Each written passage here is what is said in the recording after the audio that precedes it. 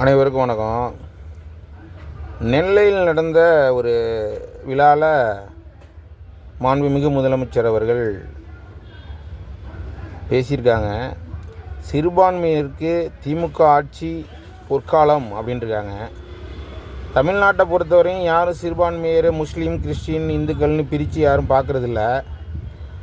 உறவுகள் எல்லாம் ஒன்றா தான் இருக்காங்க. எல்லார் வீட்டுக்கும் எல்லோரும் போகிறோம், நல்லது கெட்டதில் கலந்துக்கிறோம், எல்லார்ட்டையும் ஒற்றுமையாக தான் இருக்கும். இவங்களோட அரசியல் ஆதாயத்துக்கும் ஓட்டு சேகரிப்பதுக்கும் ஒவ்வொரு வாட்டியும் இவர் மட்டும் இல்லை, இவங்க அப்பா காலத்திலேருந்தே தொடர்ந்து இந்துக்களை பேசிக்கிட்டு இது பண்ணிக்கிட்டு இந்து சாமியெல்லாம் சாமி கிடையாது, மற்ற இனத்தவர்கள் தான் சாமின்னு அவங்க நிகழ்வில் கலந்துக்கிட்டு நம்மளை இந்துக்களை அவமானப்படுத்திக்கிட்டே இருக்கிறது இவரோட வேலை தான், இவங்களோட வேலை, அவங்க குடும்ப இது. அது தொடர்ந்து நம்ம ஆளுங்களும் அவங்க கூட கொஞ்சம் கூட இது இல்லாமல் சூடு சொரணம் இல்லாமல் அவங்க கூட ஒட்டிக்கிட்டு அவங்களோட இது பண்ணிக்கிட்டு கொஞ்சம் கூட எதிர்ப்பு தெரிவிக்காமல் எந்த நேரமும் நம்ம நிகழ்வில் கலந்துக்கிறதுங்கிறத விட அந்த அவங்கள போய் தூக்கி வச்சு ஓட்டு ஆதாயத்துக்கு வேண்டி இந்த மாதிரி பண்ணிட்டுருக்காங்க. இனிமேலாவது இந்துக்கள் ஒரு சூடு சொரணையோடு நம்ம யோசித்து பார்த்து என்ன இது என்ன வெறும் சிறுபான்மையர் ஓட்டை வச்சுக்கிட்டு இவங்க போக வேண்டியதானே? ஏன் இந்துக்கள்கிட்ட அப்புறம் ஏன் ஓட்டு கேட்குறாங்க எலெக்ஷன் நேரத்தில்?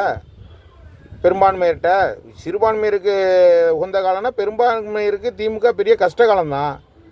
எவ்வளோ வஞ்சிக்கணுமோ, எவ்வளோ பண்ணணுமோ, எவ்வளோ திட்டணுமோ, இந்து சாமிகளை திட்டுறது பண்ணுறது, அவங்களுக்கு அநாகரிகமாக பேசுகிறது, கடவுள் இல்லைங்கிறது. நாங்கள் இடையில கூட பெரிய பிரச்சனையாக அனுப்பிச்சு சனாதானம் அப்படின்னு சொல்லிட்டு இவர் உதயநிதி ஸ்டாலின் அவர்கள் பேசி அது ஒரு பெரிய சர்ச்சைக்குரியதாக அனுப்பிச்சு. எவ்வளோ பேர் இந்துக்கள் இருக்கோம் பெரும்பான்மையாக. இந்துக்கள் யாரும் இதை பற்றி ஒருத்தரும் கருத்தும் தெரிவிக்கிறதில்ல. அரசியலில் பெரிய தலைவர்களும் இருக்காங்க, அதிகாரிகள் இருக்காங்க, பெரிய அரசியல் பின்புலத்தில் உள்ள பெரிய முன்னோர்கள் இருக்காங்க, திறமைசாலிகள், அதில் உள்ள நல்ல மீடியாவில் உள்ளவங்க இருக்காங்க, பெரியவங்க. யாருமே இதை கேட்கவே மாட்டேங்கிறாங்க காலகாலமாக. என்ன விஷயம்? இந்துக்கள்னால் அப்படி என்ன அடிமைப்பட்டு போயிட்டோமா? அப்போ நீங்கள் இந்துக்கள்கிட்ட ஓட்டு கேட்காதீங்க. இந்துக்கள்கிட்ட ஏன் ஓட்டு கேட்குறீங்க? நீங்கள் சிறுபான்மையர்னு நினைக்கக்கூடிய முஸ்லீம்கிட்டையும் கிறிஸ்டின்கிட்ட மட்டும் ஓட்டு கேட்டுக்குங்க, அவங்கள மட்டும் இது பண்ணிக்கோங்க. இந்துக்கள் யாருமே ஃப்ளைட்டில் ஏறி போகிறது இல்லையா? ஃப்ளைட்டில் ஏறி வர்றது இல்லையா? ஹஜ்ஜி இல்லைன்னு சொல்லி அவங்களுக்கு ஒரு இது இப்போ எத்தனையோ கோடியில் இப்போ அடிக்கல் நாட்டியிருக்கீங்க, சந்தோஷம், மகிழ்ச்சி இருக்கட்டும். இந்துக்கள் யாரும் இந்துக்களுக்குன்னு தனியாக ஒன்றுமே பண்ணலையே நீங்கள். இது இந்துன்னே ஒன்றும் பேசவே இல்லையே. கேட்டால் தமிழர்கள்ங்கிறீங்க. தமிழர்கள் தான். நிறையா விஷயத்தில் யோசித்து பார்க்கணும். நம்ம இந்துக்கள் அவங்களெல்லாம் சொல்லி அரசியல்வாதிகளை சொல்லி நமக்கு எந்த விதமான தவறும் கிடையாது. அவங்களோட ஓட்டு ஆதாயத்துக்காகவே எந்த நேரத்தில் எப்படி வேணாலும் பேசுவாங்க. இதே தூத்துக்குடியில் போன எலெக்ஷனில் கனிமொழி சொன்னாங்க, இளம் விதவைகள் அதிகமாக உள்ள ஒரே மாநிலம் தமிழ்நாடு, அதற்கு ஒரே காரணம் டாஸ்மார்க்கை ஒழித்து முதலில் நாங்கள் வெற்றி பெற்று வந்தால் எங்கள் தலைவர் திமுக தலைவர் அண்ணன் ஸ்டாலின் அவர்கள் முதலில் கையெழுத்து போடுவது பூரண மதிவிலக்குனாங்க. அடுத்த 3 வருஷம் கழிச்சு அதே தூத்துக்குடியில் அவங்கள்ட்ட பேட்டி கேட்குறப்ப நாங்கள் அப்படி சொல்லலையே, படிப்படியாக தான் குறைப்போம்னு சொன்னோம் அப்படின்னாங்க. மீண்டும் அவங்களுக்கு ஓட்டு தான் போடுறீங்க. இந்துக்கள் நம்மளாம் என்ன சோறு சாப்பிட்லையா? நம்மளுக்கெல்லாம் அறிவு இல்லையா? நம்ம கல்வி அறிவு இல்லையா? யோசிக்கக்கூடிய இது திராணி இல்லையா? மூளை இல்லையா நமக்கு? நம்ம ஏன் மீண்டும் மீண்டும் போய் அவங்களுக்கு ஓட்டு போட்டுக்கிட்டே இருக்கோம்? அவங்களுக்கு ஒரு பாடத்தை புகுத்த வேண்டாமா? நம்ம இந்துக்கள்னால் மனிதன் தானே. சிறுபான்மையர் மட்டும்தான் ஒரு சில பேரை சொல்லி அவங்களோட அரசியல் ஆதாயத்துக்காக சொல்லி பண்ணுறாங்க. இதை நம்மளும் பார்த்துக்கிட்டே இருக்கோம், பெரியவங்களும் பார்த்துக்கிட்டே இருக்காங்க, கல்வி அறிவு உள்ளவங்க, நல்ல ஒரு அரசியல் தலைவர்களும் இருக்காங்க. அதில் இந்துக்கள்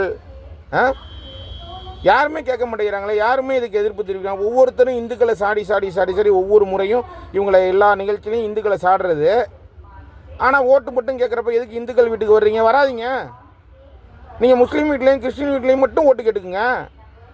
ஏன் இங்கே வர்றீங்க? இங்கே வராதிங்க.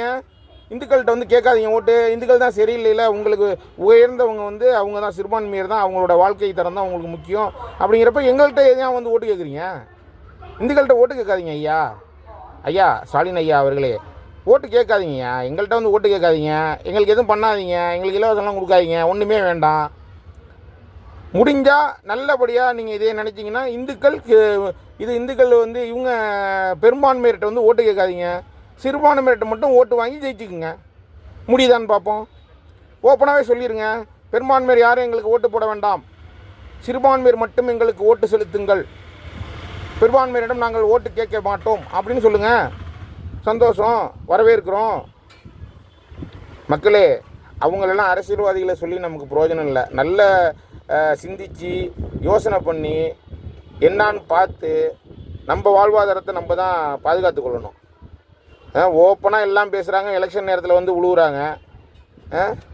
தரம் பார்த்து தகுதி உள்ளவருக்கு மட்டும்தான் 1000 ரூபா அப்படின்னாங்க. எலெக்ஷன் அப்போ எல்லாருக்கும் தரேன்னு சொன்னாங்க. அதுக்கப்புறம் தகுதி உடையவர்களுக்கு மட்டும் நிறையா பேரை நீக்கினாங்க. வாடகை கார் ஓட்டுறவங்களாம் என்ன இதா கார் வச்சுட்டு பந்தாவாக இருக்கானா, வருமானத்துக்கு ஓட்டுறது அவங்களும் கிடையாது. ஒவ்வொருத்தரையும் அந்த மாதிரி சொல்லி எவ்வளோ பேரை ஒதுக்குனா இப்போ வந்து திருப்பி மீண்டும் 1000 ரூபாய் கிடைக்காதவர்கள் மீண்டும் முயற்சி செய்யலாம். எதுக்கு? இப்போ எலெக்ஷன் வருதுன்னு சொல்கிறீங்களா? ஒவ்வொரு முறையும் இந்த மாதிரி பண்ணி எவ்வளோ நிகழ்வுகள் நடந்துக்கிட்டு இருக்கு. யாருமே பெரியவங்க யாருமே இதை பற்றி பேச மாட்டேங்கிறீங்க. அரசியல்வாதிகள் இருக்கீங்க, அறிவார்ந்த தலைவர்கள் இருக்கீங்க, முன்னோர்கள் இருக்கீங்க. இந்த சமூகத்தில் தமிழகத்தில் யாருமே இல்லையா இதை பற்றி கேட்குறதுக்கு? எப்போ பார்த்தாலும் இந்துக்களை சாடி இந்துக்களை குறைச்சி பேசுகிறது, ஆனால் ஓட்டு நேரத்தில் மட்டும் ஓட்டு கேட்குறது. இதை யாருமே கேட்குறதில்ல, யாருமே ஒன்றும் பண்ணுறதில்ல. அரசியல் தலைவர்கள், முன்னோர்கள், அப்புறம் கல்வி அறிவு உடையவங்க, அதிகாரிகள் எவ்வளோ பேர் இருக்கீங்க. யாராக பாமர மக்கள் தான் கோவப்படுறாங்க. அவங்க கோவத்துக்கு வேல்யூவே இல்லாமல் போயிடுது. அதிகாரத்தில் உள்ள நீங்கள், அரசியலமைப்பில் உள்ள நீங்கள், பொதுநலத்தில் உள்ளது நீங்கள் இதை பற்றி பேசினா தானே அடுத்த வாட்டி அவங்க அந்த மாதிரிலாம் பண்ண மாட்டாங்க. எவ்வளவு காலமாக தொடர்ந்து நடந்துக்கிட்டு இருக்கு. ரொம்ப வேதனையாக இருக்குது, வெக்கமாக இருக்குது, அவமானமாக இருக்குது. இந்த வாட்டியாவது பார்த்து ஏன் நம்ம தோற்றோம், எதுக்காண்டி தோற்றோன்னு சிந்திக்கிற அளவு செயல்படுங்க. அரசியலில் வந்து எல்லோரும் ஒன்று தான். நம்ம உழைச்சா தான் நம்ம சாப்பிட முடியும். எந்த கட்சி ஆட்சி வந்தாலும் ஒன்றும் பெருசாக நம்மளுக்கு பொதுமக்களுக்கு செஞ்சிட போகிறதில்ல. அவங்க தான் சம்பாரித்து அவங்கள தான் வலிமைப்படுத்திக்கிறாங்க. அதில் சார்ந்தவங்க தான் நல்லா இருக்காங்க. ஆனால் ஏழைகள், அன்றாட கூலி தொழிலாளி, உழைப்பாளி, அவன் உழைச்சாதான் சாப்பாடு. அவன் தான் உணர்வுபூர்வமாக அதெல்லாம் கேட்குறான். அவனுக்கு அந்த கேள்விக்கு பதிலே இருக்க மாட்டேங்குது.